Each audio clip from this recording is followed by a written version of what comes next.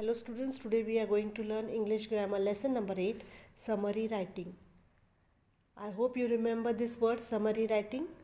Last year also we have learned summary writing. Now what do you mean by summary writing? A summary is a short and accurate account of the main points, ideas or concepts in a piece of writing. So a summary is a short and accurate account of main points and ideas or concepts in a piece of writing.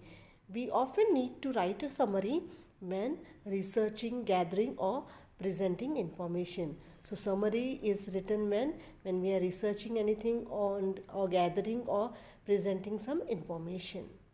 Now when we write a summary of a given passage, we shorten the passage so that it is in brief and includes all the important points in the passage. So whenever we are writing a summary of a given passage, it should be shortened. The passage should be short and it should be brief and include all the important points. Remember, the original idea of the passage should not be lost. So whenever you are writing summary writing, the original idea of the passage should not be lost. Another important point to remember is that we should always write a summary in our own words. Whenever we are writing summary, we should write in our own words. The summary should be objective, means that we should not express our opinion or point of view in the summary. I hope you understood what are the points when we are writing summary writing.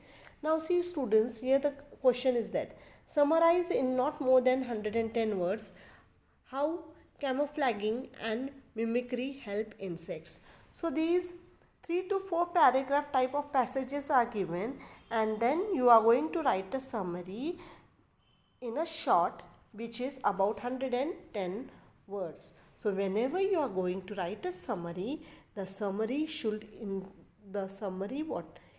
be in the brief and the passage should be in short and it should include all the important points, and whatever important points of the passages is there, you are going to write it in your own words. You are going to write the original idea of the passage.